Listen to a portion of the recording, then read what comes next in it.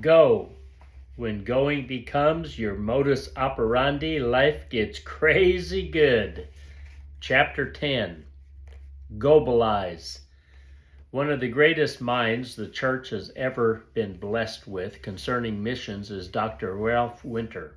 Dr. Winter was an American missiologist and Presbyterian missionary who became well known as the advocate for pioneer outreach among unreached people groups. He was the founder of the U.S. Center for World Missions, William Carey International University, and the International Society of Frontier Missiology. Standing before a crowd of college students, Dr. Winter challenged them, saying, quote, "Suppose I had 1,000 college seniors in front of me who asked me where they ought to go to make a maximum contribution to Christ's global cause. What would I tell them? I would tell them to mobilize, all of them. It is more strategic to awaken 100 sleeping firemen rather than to throw your own little bucket of water on the huge fire by yourself." End quote. This powerful statement brings us to the topic of mobilization. Fred Markert, himself an excellent mobilizer with Youth with a Mission, defines mobilization as, quote, "the process of envisioning and educating God's people about His strategic plans for the world, and it is the means of keeping them involved and moving forward until they find their specific place and role in world evangelization," end quote. There are many good thoughts in Fred's definition, but I'll give you my shortened version. Getting people to go. When you combine mobilization with the topic of this book, going, you get the new word, globalize. I first saw this word in an article on the website www.thetravelingteam.org. The article was written by another excellent mobilizer in our world today, Steve Shadrach. When I saw the word, something sparked inside of me.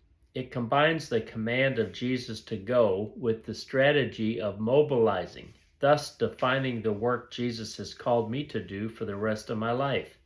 I am to go mobilize or globalize. When a person combines nitro with glycerin, things change. Nitroglycerin is a powerful explosive. There is a different kind of power generated when you combine going with mobilizing. It also changes things, or should I say people.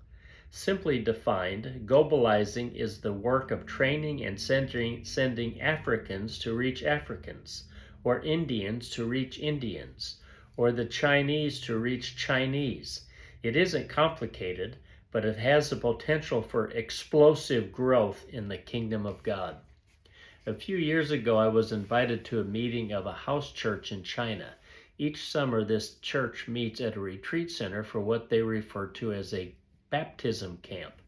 One of the exciting times during the few days of their meeting is when those who have recently given their lives to Jesus get baptized in the pool. The pastor asked me to come and teach on making disciples, which was a tremendous honor for me. To clarify, though, the principles of making disciples aren't heavy on new information or content, so instead of calling it teaching, I prefer the term training. Teaching is more the transfer of information, while training is the transfer of skills. What I was doing was globalizing. I was training Chinese people to make disciples of Chinese people. Some months ago, I had the privilege of doing similar training in the Central African Republic. Someone in Uganda, who I don't think I have ever met, had recommended me to the YWAM base director in the capital city of Bangui. The Lord continues to amaze me at the opportunities He gives me to share on going and making disciples. I think when you go, you have authority to speak on going. So I went to the CAR and did a 2-day seminar on going and making disciples. I challenged those who were attending the seminar to go to the unreached areas which are near them and take the gospel to those who haven't heard. Even writing about this gets me fired up.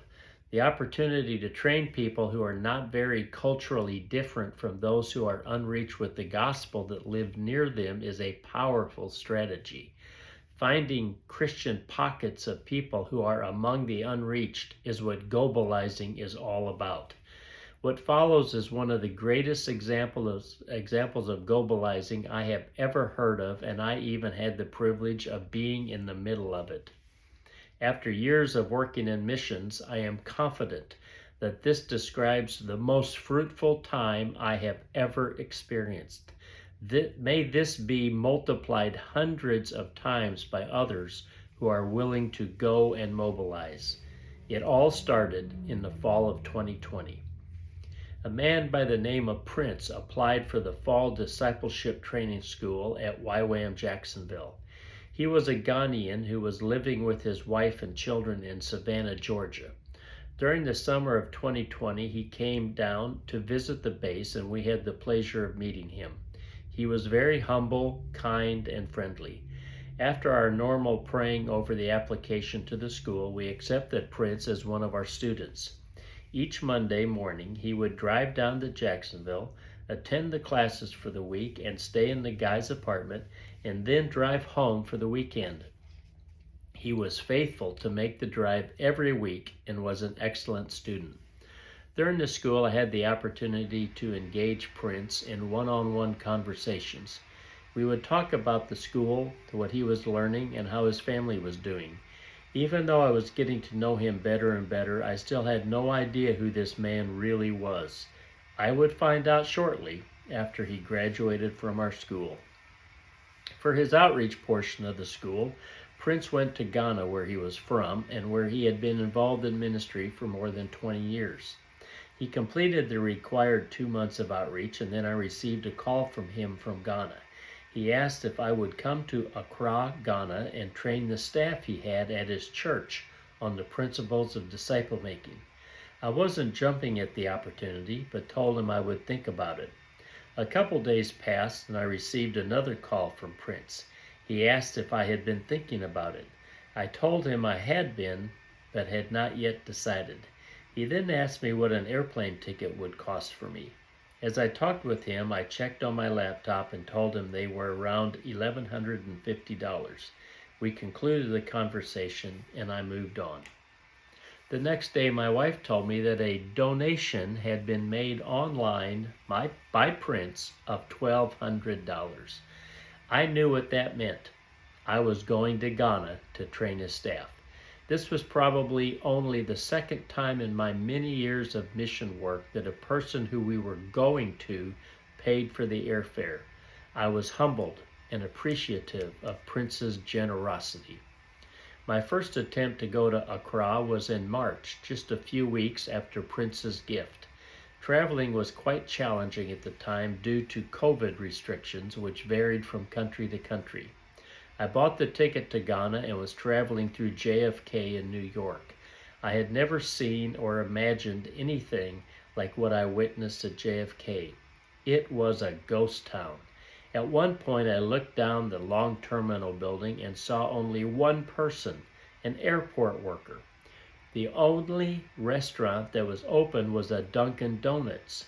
It was truly eerie. The flight was scheduled to depart at 11 p.m., so at around 10 they started doing their normal document checks. When I approached the gate counter, I was asked about having a visa. I had been to Ghana before, and a visa was available upon entering the country, but this had changed. The gate agent told me they had changed the policy due to COVID, and I wouldn't be allowed to board the plane. He knew it wasn't my fault, so the airline paid for my hotel in New York that night.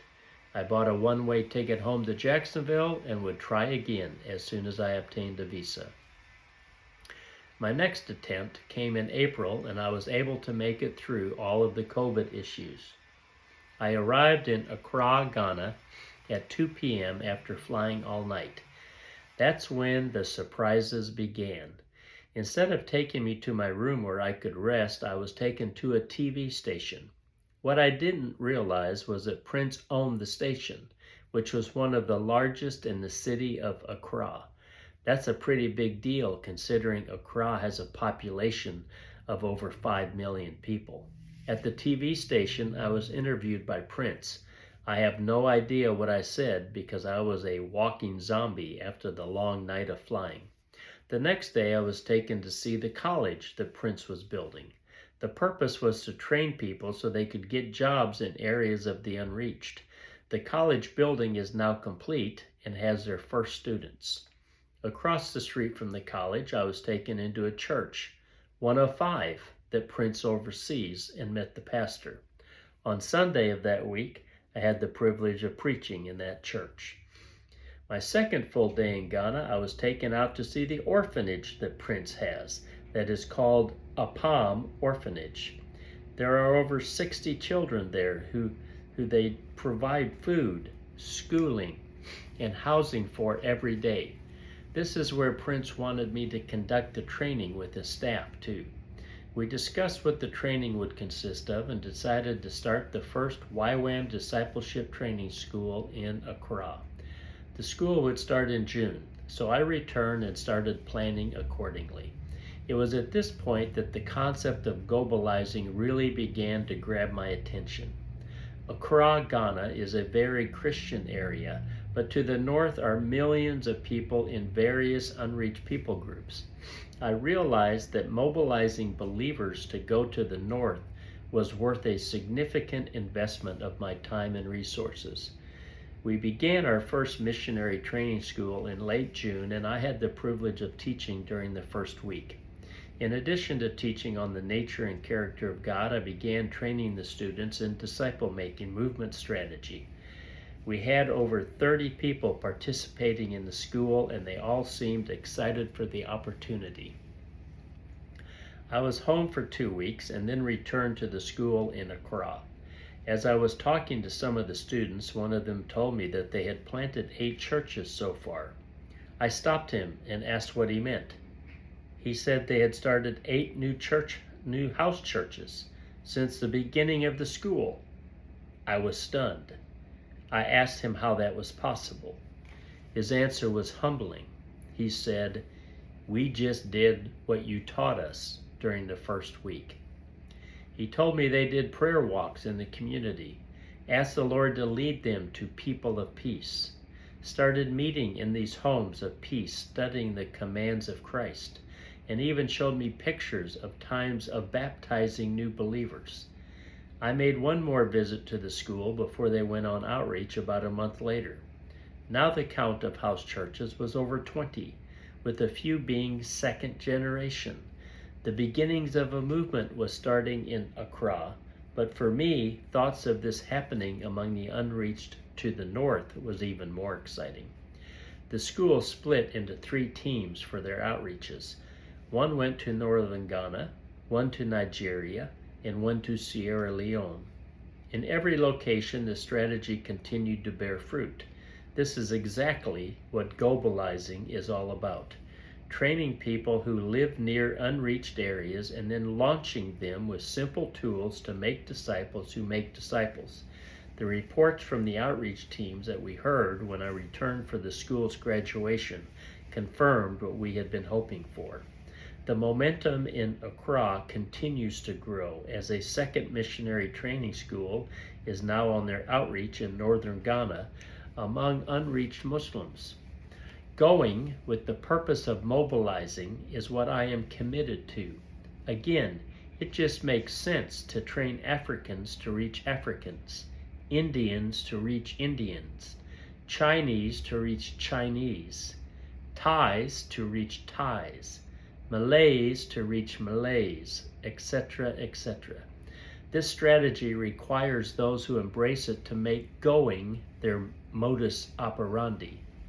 This next month, I will be going to Thailand and India to encourage, challenge, and train locals to reach the unreached that are near them.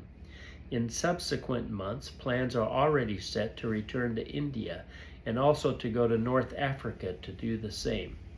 The opportunities are available, but the workers are few. May we pray as Jesus taught us to pray. The harvest is plentiful, but the laborers are few. Therefore beseech the Lord of the harvest to send out laborers into his harvest.